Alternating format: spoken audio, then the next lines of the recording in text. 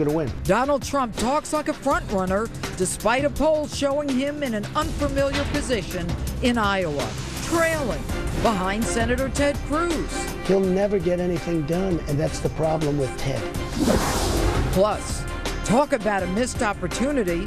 Immigration officials reportedly don't even look at social media profiles when reviewing fiancé K-1 visas. Guess what they may have found if they looked at hers? It's a packed hour of politics, fighting terrorism, and some fun on the street. You may have a black belt, but at the end of the day, if he's got a gun and you got a black belt, who wins? The gun wins, and that's why I'm for people having legal gun rights. And therein lies the rub. Justice starts now.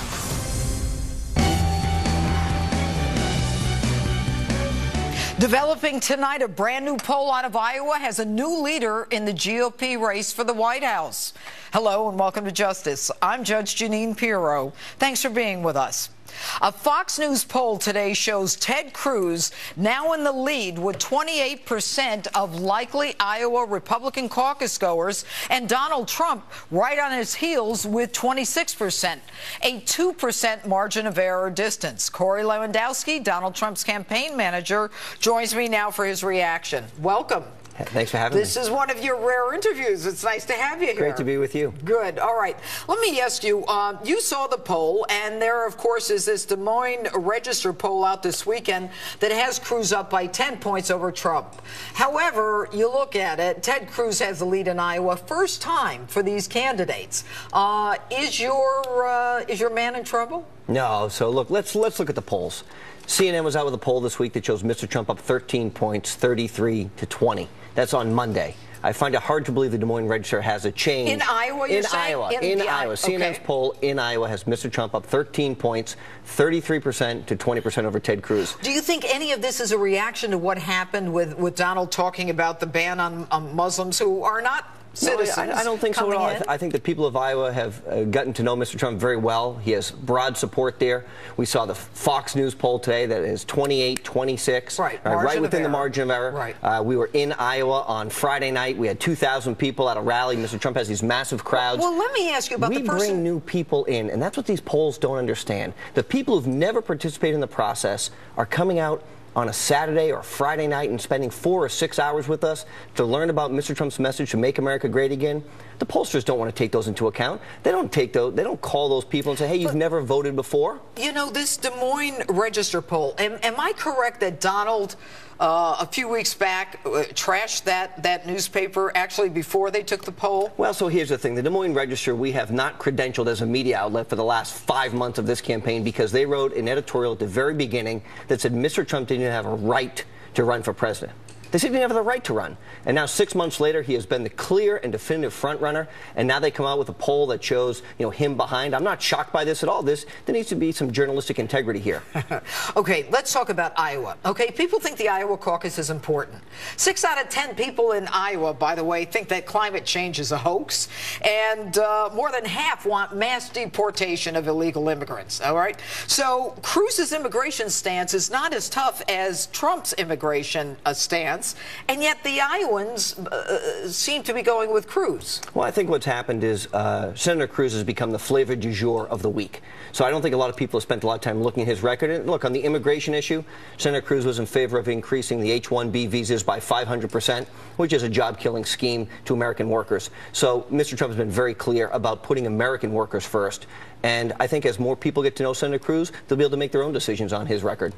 You know, Ted Cruz, Senator Ted Cruz, was on Megyn Kelly's show this week. And she asked him about a comment he reportedly made that was apparently not on the record, but it was recorded, about Donald basically saying that he or people questioned Trump's judgment. And he said it behind closed doors. And when Megyn tried to get him to deny it, this is what he said. Take a listen to this. You deny doing it? And so what I will say is that the voters are making the determination for every candidate who has the experience and judgment to have their finger on the button, to be commander-in-chief, to make the hard decisions to keep this country safe. And what I can tell you, Megan, is if I'm elected president, I will keep this country safe. All right, so he danced around it. He didn't answer the question. He didn't deny that he said it. Can we expect some fireworks when Mr. Trump and Senator Cruz are in the debate on Tuesday night? Here's what I think. I think the American people are tired of politicians who say one thing behind a closed door and then something else in front of the public. You don't get that with Donald Trump. You get the same Donald Trump every single time who tells exactly like it is. Now, maybe the American people don't always like it, but they know it's the truth. And so when he comes out and he brings up an issue like, we have these illegals coming across the border and it's time to build a wall, everyone said, boy, that's terrible and you can't do that. All of a sudden, the American people say, you're absolutely right. Let's protect our citizens. So, politicians, for the most part, are all talk and no action. And this is what's fundamentally wrong with Washington, D.C. These guys go behind closed doors. They don't get anything done. They can't get a deal done. And then they come out in front of the American people and say, boy, we did a great job for you. It just doesn't work. People are tired of it. But you know that at the debate, the media is going to gin it up. You know they're going to try to get Cruz and Trump in a battle. Look, they tried to do that with Dr. Carson. Donald does not back down. You know what Mr. Trump is? He's a counterpuncher. And every candidate who has attacked Donald Trump has gone down the polls. From Rick Perry to Scott Walker to you name it, right down the list, they've gone down the polls to Rand Paul. So I think what people have to understand about Donald Trump is he's willing to lay his vision out for America, and he's done that so many times on so many interviews, and to tell people what we need to do to fix the country. But if you attack Donald Trump, be prepared, because he's going to hit back, and he's going to hit back hard. Okay, final question. Governor Huckabee won the Iowa caucus in 2008. Former pastor, and religion clearly plays a very big role in Iowa. And yet what we hear is that, maybe Donald questioned the senator's religion. Does Iowa see, though, Ted Cruz as more religious than Donald, given their predilection to go with religious people? Well, I think Mr. Trump, if you look at the crosstabs in the CNN poll, he polls exactly even with Ted Cruz, with evangelical Christians. It's a state that they've gotten to know Mr. Trump very well in. Now, Senator Cruz's father is also a pastor of some nature, and so, maybe he has a built-in advantage with that particular constituency, but I think when you get to know Donald Trump, it's more than a one-issue voter. All right, Corey Lewandowski, thanks so much for being with us tonight. And with me now is Republican strategist and chairman of the Republican political organization GoPac, David Avella. Good evening, David. You have long believed that Donald Trump will not be the Republican presidential nominee. Are we seeing the beginning of your prediction? Well, what we're seeing, Judge, is Ted Cruz has planned every day for this moment. And Ted Cruz, every decision they've made, including announcing at Liberty University, looking at Iowa caucus voters. And that's why you and I are now on our third round of why Republicans don't nominate outsiders. That if you look at what Cruz has done, he has a county chairman in every county, and not just Iowa, in Iowa, New Hampshire, South Carolina, and Nevada. Every event you go to at a Cruz event, there are aides there taking down your name, taking down information. Okay, so he's got a good team. He's got a good team. But, Donald Trump has, he has the megaphone. It's called earned media. We've been through this. He doesn't even have to pay for it. And yet, at the same time, in the national polls, Donald is still beating everyone else. Sure. Look, no, there's no question. There are 12 other people that would love to trade spots with Mr. Trump. And his message does resonate with Republican voters. And it is a factor that Republicans across the spectrum should be looking at as they are planning their message and trying to understand what it is Republican voters, why they are reacting the way they are this year. But there is a difference, and you know this, Judge. There is a difference in being fired up for hearing a message and actually turning out at an Iowa caucus or turning out in New Hampshire. Now, maybe there will be this influx of new voters who have never voted in a Republican caucus or never voted in a primary in New Hampshire or South Carolina. Maybe that will happen, but it would be unprecedented. But it's what Mr. Trump has to do. But the other challenge, David, let me ask you this. In 2008, Huckabee won the Iowa caucus. He didn't even make it to be the candidate. I believe in 2012, Rick Santorum won. He didn't even make it to be the Republican nominee. So why do we pay so much attention to Iowa? Judge, you may recall that Governor Romney was actually declared the winner on election night in Iowa, and then he went on to win New Hampshire as well. And we, in recent history, have always nominated the person declared the victor in 2 of those first 3 contests. Americans love winners, and it is that early momentum that you get by getting those early victories that has, in recent history, always propelled that candidate to go on and become our party's nominee. Are you now backing Ted Cruz?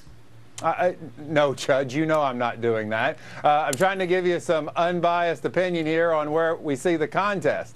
And look, I think you look at where Senator Cruz is, he is in a good position. As I just said a few seconds ago, there are 12 other candidates that would like to trade positions with Mr. Trump and be where he is. Right. And Senator Rubio certainly is doing a good job at threading that needle of having that anti-establishment message, having never been the favorite of the establishment, but also winning establishment support in many of the things he's done, whether it's taking on Obamacare or some of the American Dream success story that he's able to talk about. So, look, we have a healthy debate here. David, sure. David, 2000, they're telling me that in 2012 it was Santorum, but in Iowa, but that's neither here nor there. Let's talk about the debate this Tuesday. What do you expect to see? Now we've got Chris Christie is now on the stage.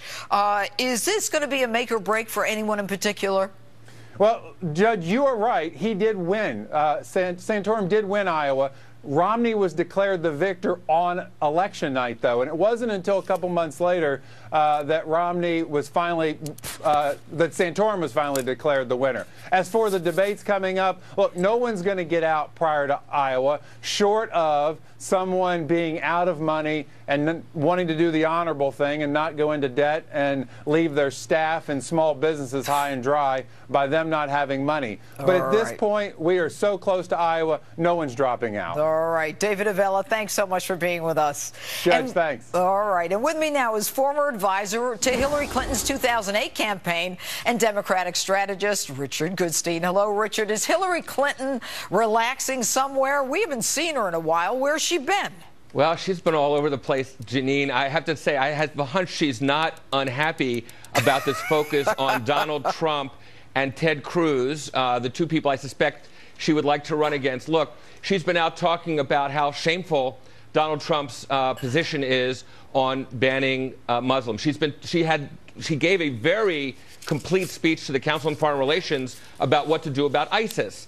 I could go through all the facets if you wanted. Can I ask you a question, Richard? Sure. That's all great, but she won't even use the term radical Islamist either. I mean, isn't there a point where you're so politically correct? You know, most people don't even believe what you're saying. Yeah. So what she said in that regard, in that speech, is it doesn't really matter what we called Osama bin Laden. It mattered that we killed Osama bin Laden. Look, what she wants to avoid is getting dragged into the exact fight that ISIS wants to make this look like a What makes you think ISIS is worried about us saying mean things about them? They wanted to kill us before we were even talking about them. The answer is this. Donald Trump, this morning with Chris Wallace, said we have to enlist Muslims. That was one of the few things I heard him say that I agreed with. How in the world are we going to enlist Muslims if we let all the Muslims in the U.S. and, frankly, abroad think they're unwanted here? That's not true. What he said was very clear, and that is Muslims who are not American citizens coming into the country, a temporary halt. He did not say we don't want Muslims here. He said he's in business with Muslims. What are you talking about? No, but remember he said not long ago we have to have a catalog, a list of all the Muslims in the U.S. So honestly, if you're a Muslim in the United States and you listen to Donald Trump's rhetoric, are you hearing somebody sort of welcoming you or kind of stiff-arming you? So let's assume that he's hurting people's feelings. I'm talking about Hillary Clinton right now. What I'm asking you, and you know what? I want you to take a listen to this. After the president's Oval Office address to the nation last week, she said this in regard to the president's plan regarding ISIS. Take a listen. I was really happy that he made the address. I thought it was very important for him to address the nation. And, you know, I think his take on what needs to be done is close to mine. You know what's amazing about that sound right there is that 23% of this country thinks that the president has no clear plan for fighting ISIS, and 66% believe that 23% says he has a plan, 63% says he doesn't have a plan. So why would this country elect a president who agrees with a plan that we don't believe will work or is even a real plan? Hillary Clinton has laid out a crystal clear plan for ISIS, Jeanine. Give me 1 second. First, she says we have to attack them through the air with a coalition, incidentally, that makes the coalition of the willing that George Bush pulled together look like a joke. This one that Barack Obama's pulled together includes France, UK, Canada, and a bunch of Arab states, none of which were involved in the Iraq War. Second, we have to attack them on the ground, not with U.S. ground troops, because that's exactly what ISIS wants. And third, we have to frankly tackle them online. They now have a free shot through the kind of the virtual community out there, and that's something that she's been very clear we need to put clamps on. And frankly, the other thing she's saying is we do have to do something about gun control. I know that's not something that a lot of your viewers agree with, but the fact of the matter is, ask your friend Jim Comey, ask all your police chief friends whether they think it's better to have more people armed in this country or fewer. Well, you know what? I don't even have to ask them, and I'll tell you what. If you go to the president's own hometown, Chicago, the only people who have guns are the people who are the criminals. The only people who have guns are people who have them illegally. And the bottom line is that it's the murder capital of the country. So don't push that on us. This isn't about gun control. This is about ISIS, radical Islamists wanting to kill us. And she won't even call them that. And I don't think that that's going to help her get to the White House. Well, so the fact is she's called out exactly what the problem is. She says that these jihadists, we have to be defeated, not contained, have to be defeated. And she's laid out crystal clear, both domestically and internationally, how we go about doing it. And incidentally, if you listen to all the Republican candidates, not one of them takes a specific issue with what she's saying, other than the terminology. If that's the best they can do, excuse me, I think the voters are going to go with that. No, that's not the best they can do, because she even said, I agree with President Obama's plan. 66% of Americans say the guy doesn't have a plan. Well, she laid out her specific plan, and I think it's the kind of plan that the voters ultimately will agree makes a lot of sense. And frankly, I don't think really puts much daylight between her and anybody else running, but Richard, Republican or Democratic. We've got many months to discuss this. Thanks so much for being with us tonight. Thanks. All right. She wrote about jihad on Facebook. So why didn't immigration officials look at Tashfeen Malik's social media rantings before they let her into this country? Next, I talk live with a former FBI boss about what's not included in some visa background checks. Plus, where did all this violent extremism start and why? A prominent Muslim author is here to talk about that with me as well. Justice is back in a moment, but first, answer tonight's Instapoll question. Did Donald Trump help or hurt his front-runner status with his call for a ban on foreign Muslims, temporary ban on foreign Muslims? Facebook or tweet me, #Judge Jeanine.